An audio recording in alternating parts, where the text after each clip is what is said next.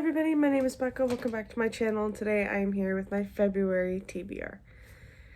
I talked about this a little bit in my January wrap-up, the first part, and that is my TBRs are only going to consist of 10 books, except for the months of April and August, which are the 2 months for the Magical William readathon. I can read like a lot of books in those months, so, and I always have a fun time with that, so I'm not going to limit myself to only 10 books on those months, but any other ones, all the other months, I'm just going to be reading 10, or at least only showing you guys 10, and then we'll see what else I read.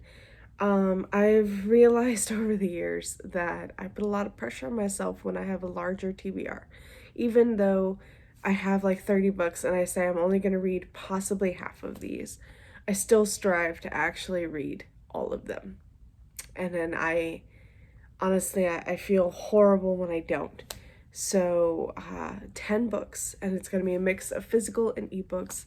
There won't really be any audiobooks, I don't think, on these lists, unless I have one that I'm dying to get to, which honestly, I don't always read audiobooks, like I don't always listen to them. Some months I'll like really want an audiobook and I'll listen to like 3 or 4, and then some months I just can't, I can't be bothered. So yeah. Also, G over Book Roast, who is the host and creator of the Magical William readathon, for the entire year has like a choose your own adventure. And there is a map, and this time I actually printed it out. Well, I, at work, print out a photo of it. So, at the very start, you can either turn right or turn left. And, like, if you turn right, you just take these prompts. If you turn left, you take these prompts. Turning left would, you would start a series. That's how you would be able to go or get past that. If you wanted to turn right, you would need to finish a series. And then, yeah, it just, you get 2 prompts with each. Okay, not really, but you get 1 to 2 prompts with each choice you make. And then, it even tells you here, like, what month each of those prompts would be fitting into, because it is a yearly thing. So each month you would choose a different prompt. Except for the months of April and August, which you're already in the magical, you're already in Aurelium, you're already at the academy. There's no point in adding on an additional prompt. So for January, I decided to turn left. So I started a series. I think I chose King of Battle and Blood for that. Even though that was a reread, it was still the start of a series. And then for my prompts now, it's either to go to the forest and read a book with trees on the cover, or go towards a lake and read a book with water on the cover. And so when I talk about the books that I'm reading, that I'll show you that book then. But yeah, so I love this. I am going to be doing that every month. I am going to try to always pick a book that, what's it called? Why can't I speak today? Well, that's funny, I can't speak any day. I'm going to try and pick a book before, like, and add it into my TBR of the 10 books. I'm not going to choose an additional book, but we'll see how that goes. So yes, all right, I think we're good. I will say that once I'm finished with the 10 books, I will make a wrap up with just those 10. It'll be a lot easier. I did that in January. Even though I didn't have the TBR for you guys, I did have that wrap up. And then I'll have an additional wrap up with all the other books that I finished in the month. Even if there's only one, I will still have an end of the month wrap up. But my hope is to just lessen my pressure, like the pressure on myself, lessen my stress, at least when it comes to one of my favorite hobbies, which is reading. And maybe prioritize other things. And I say that constantly. I say that I want to prioritize like my shows and movies and video games and, spending time with other people. But instead, I never do it because I always put so much on the TBR and then my brain just automatically is like, pressure. So right now, I'm just like, I'm happy with the 10 books every month, even though it really makes me think, what books am I going to choose for it? Because I only want to choose books that I honestly want to read right now. I'm not choosing books that I'm being forced to read. And by being forced means forcing myself to read something. Because to me, if I have a book that's on my shelf for a very long time, I will force myself to read it, even though I'm not in the mood for it. Arcs as well. I feel horrible because I think there are a few arcs, but if I'm not in the mood for it, I'm not gonna pick it up right now. So yeah, that is just how it's going. So let's start with the physical books. I would like to try and do a mix, like half and half, do 5 physical books and 5 ebooks, but I can tell you that that will not always happen, and this month it's not happening. There's 4 physical books and 6 ebooks, which isn't bad. I want to get to the books that are on my shelf for sure, but I also want to, not read something that I'm not in the mood for. So, first for the physical books, we have Queen of Myths and Monsters, which is the sequel to King of Battle and Blood. I don't know if this is the conclusion. I don't know if this is a duology. It could be, but it also could just be the sequel, and there's going to be a third one coming. So we'll see how that goes. But this is by Scarlett St. Clair, and it's a vampire uh, human romance. I think she's human. But we follow a princess, Isolde, and her father wants to make a truce with the vampire king Adrian, who is conquering all the other kingdoms around, and her father is just like, not our kingdom. We're gonna make a truce. And she is just. She believes, just like everybody else, that vampires are monsters and they're horrible, and this Adrian guy is a horrible, horrible monster. Um, and then Adrian comes and is like, I accept your truce, just on one condition. I want your daughter's hand in marriage. And now she's being forced to marry someone she truly hates. But though they're like, hey, if you marry him, you'll get close to him and you could kill him. So there you go. So of course it's that whole get close and kill, and but then of course you can't kill them because you fall in love, and there's a trope that was in the first book, and it's one of my favorite tropes, and I can't say anything about it because it will spoil things, but honestly I loved it so much and I'm so excited to continue on. And I got the Barnes & Noble exclusive edition, and it does have some graphic pages.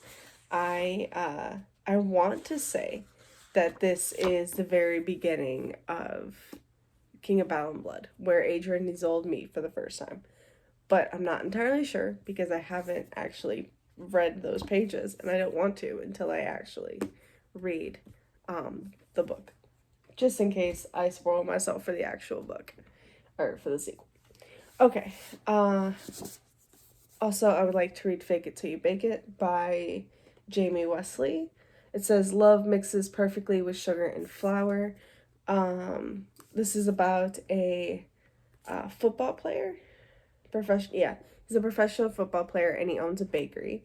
And she was on a reality dating show and she turned down a marriage proposal, and so everybody pretty much hates her for it.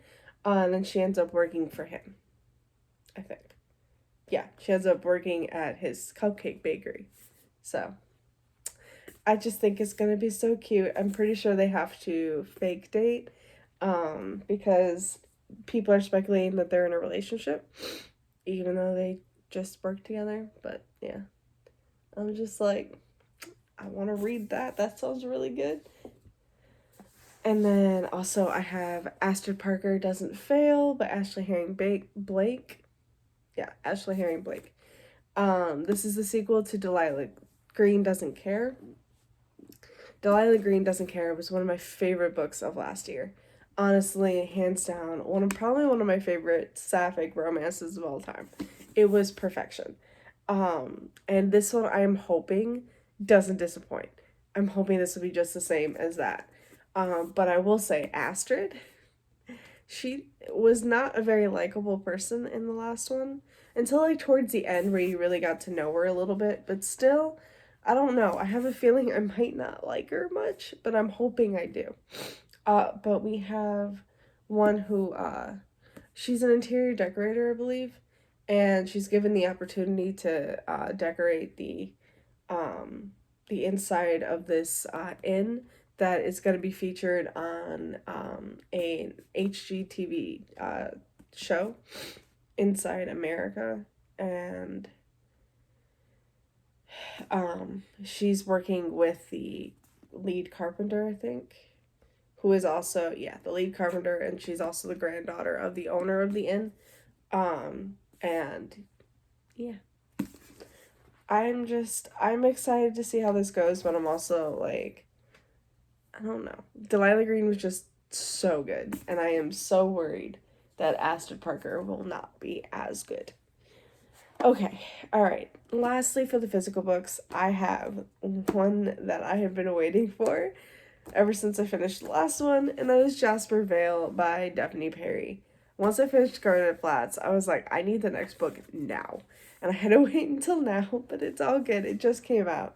I'm so excited. This one follows Eloise. Oh, I'm sorry. This is the fourth book in the Eden series. The first book is Indigo Ridge. Juniper Hill is the second book, which is my favorite book of last year, but it's also probably one of my favorite books of all time. Garden Flats was the third, and then now we finally have Jasper Vale. And I am just so excited. They're small town Montana romances, and they're just so good. So fucking good. Daphne Perry is definitely one of my favorite authors right now. She's up there with Sarah J. Maas, who is my favorite author. So if anything, like, oh god. Oh my god, I love Daphne Perry so much. And she has a very long backlist, and I love it. I am living my best life reading all of her books. But this one follows Eloise Eden, and Eloise, at the start of this book, is in Vegas to watch her sister's boyfriend, Foster, play or fight in a UFC match. And Jasper is Foster's best friend. I believe he also is a fighter, but I could be wrong.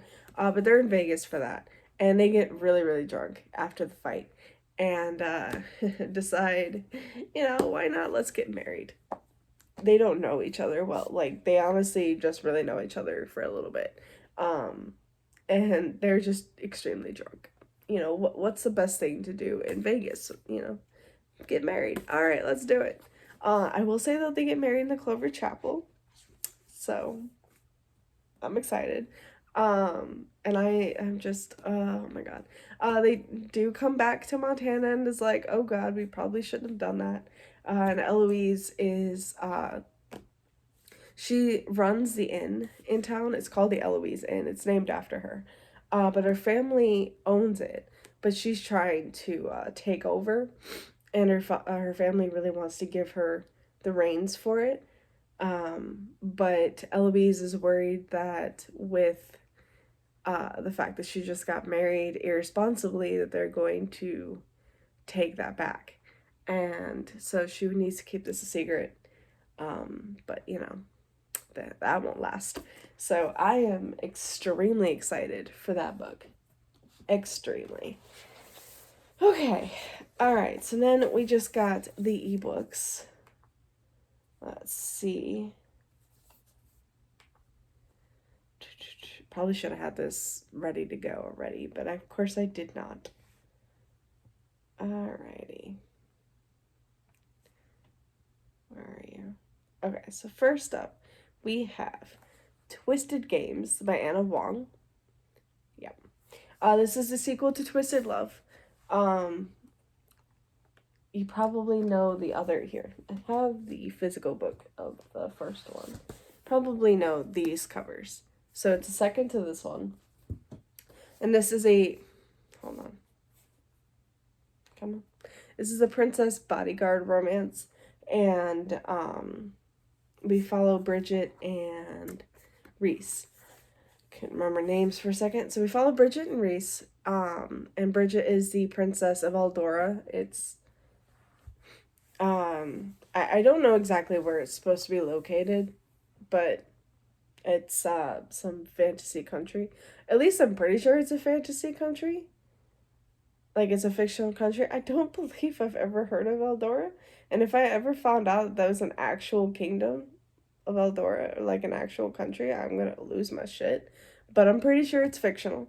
And we follow Bridget, who is the princess, but her brother's the crown prince, so she really doesn't have to do much. Um, and she is in the U.S. For college, and Reese is her newest bodyguard. Her last one um, had to leave her, and Bridget ends up getting really horrible news that her brother fell in love, and he is abdicating the throne because you can't marry a commoner, and he fell in love with a commoner. So he wants Bridget to be the crown princess, and she's just like, frick. Did not plan that at all. And of course, she is slowly falling in love with her bodyguard, who is a commoner. And she's just like, well, fuck. What am I gonna do? Um, yeah. I just gotta love it. I am very much excited for that. I did enjoy Twisted Love, and I think I will really enjoy Twisted Games. Um, and then I think the one after that is the heroine from the first book's brother and her best friend. I'm really excited for that one. Though that one I think is going to be like extreme hate because they do not like each other at all. But, you know, hey, who needs to really like anybody? All right, so next up, oh man, I'm excited. This is also the other cover. I like the different covers. But this is Final Offer by Lauren Asher. This just came out on the 31st, along with Jasper Vale, and there's a few that like literally just came out or is coming out, and that's why I want to read them so badly right now. But this is Final Offer. This is the third and final book in the Dreamland Billionaires series by Lauren Asher, and this one follows Callahan and Alana. I really enjoyed the fine print and terms and conditions. Both of those were really good. But I have a feeling I'm really gonna like Cal's story. Cal was just always so sweet and everything, and I really liked him, even though he does have a lot of issues. Um, but I am very much excited for this. Uh, I just think about like if Walt Disney had like children or some or like grandchildren or whatever, and he left like Disney World to his grandchildren, and like in the will speculated or in the will explained that you couldn't have your shares of uh the company unless you did something that I told you to do. And that's really what it is. Each grandson had their own like letter from their grandfather after he died, and in there it was like this is what you need to do in order to get your shares and your money, your inheritance. So yeah, but of course they fall in love along the way, and it's great. Okay, by the way, I forgot to tell you this, but I am also focusing a lot on series if you can't tell. So we have I put Astrid Palmer on here. It's Astrid Parker. I have my notebook that I always write stuff in, and of course I wrote Astrid Palmer, but I meant Astrid Parker. So we have that one. We have Queen of Myth and Monsters. We have Jasper Vale, Twisted Games, Final Offer, and then next up we have Stay For Me by Corin Michaels. I believe this is the last one. Is there only 4 books in the series? There is. There is only 4. So, wait, who does this follow? There's so many brothers. There's 4, obviously. Okay, so we have Jacob. I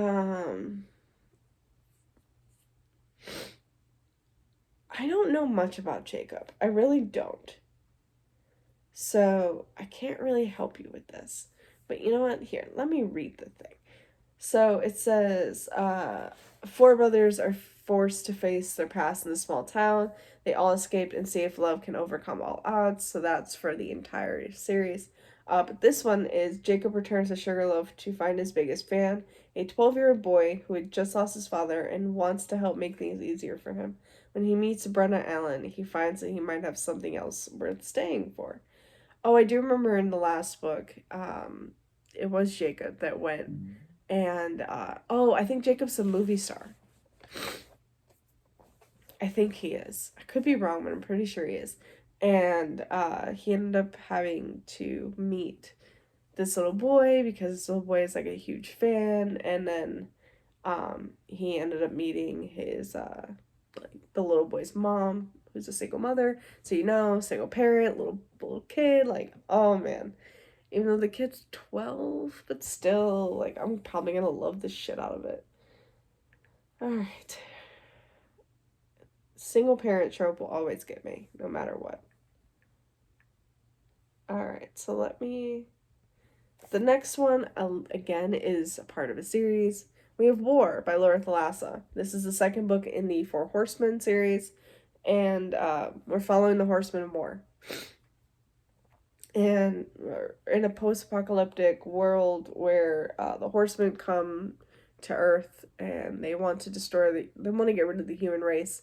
And of course, while they're there, they fall in love with a human mortal, or obviously a mortal woman, and probably don't want to continue doing what they're doing. I read Pestilence and I thought it was okay. I think I ended up giving that one 4 stars in overall, even though it was more like maybe a 3.5. I have a feeling I might love War because War is one of my favorite horsemen. Death is my absolute favorite. So there's that. But we'll see. I've heard that each book is the exact same, and that's not going to be good. So I might only read War and then wait to read Famine and Death later. We'll see how that goes. But I still really like Laura Thalassa's writing. I like her romances, so we'll see how it goes. Alright, I think we've just got 2 left. And again, they are both part of the series. So we have Powerless by Elsie Silver. This is the 3rd book in the Chestnut Springs novel. I think this is the final book because I don't think there's another one. This one follows Jasper, and I can't remember her name. But we've known Jasper in both the first 2 books. But I believe the woman that he's been in love with for a very long time. I can't remember her name. I seriously cannot remember her name. But we just met her in towards the end of the last book, and she's engaged to be married to another man, and I don't think Jasper will stand for that. So we'll see how that goes. But I am so excited. I absolutely loved Flawless and Heartless. Rhett and Cade are just, oh, I love them. And then Summer and Willa are just also amazing. I love all of them. So I am really excited for Jasper and whatever her name is. And then lastly, we have Radiant Sin by Katie Robert. This is the 4th book. God damn, yeah, it is. It's the 4th book in the Dark Olympus series, which follows the Olympus mythological cast of characters. So we have like our 13, which is Zeus and Hera and Hades and yeah, all the gods. But in this particular book, we follow Apollo and Cassandra. And I am extremely excited. This is very smutty, very hot, just so good. I love Katie Robert. Honestly, she's one of my favorite authors as well. Her, Daphne Perry, Sarah J. Maas, like Sherilyn Kenyon, JD Robb, they're all freaking up there. Like I absolutely love it. And Apollo and Cassandra, I don't really know much about Apollo and Cassandra. I don't think I've really met them. But I know Apollo obviously is one of the 13. And Cassandra, I think, just works for him. So it's gonna get good. Okay. But that is all the books that I plan on reading for February. So maybe not all, but that's the books I'm telling you I'm planning on reading. So that's my like TBR. Other than that, I don't have like really a plan on what to read after that. I really just want to focus on these books and then decide in the moment what I want to read once I finish. So we'll see how that goes. But yeah, that's it for me today, guys. I hope you enjoyed this video. Um, let me know what you think of me doing it this way. Honestly, it's a lot better for me. I feel a lot happier. So just gotta say, even if you don't like how I'm doing it, I don't care. Like, it's so good for me. For me. So thank you guys so much for watching. I hope you enjoyed, and I'll see you again with another. Bye. Happy reading.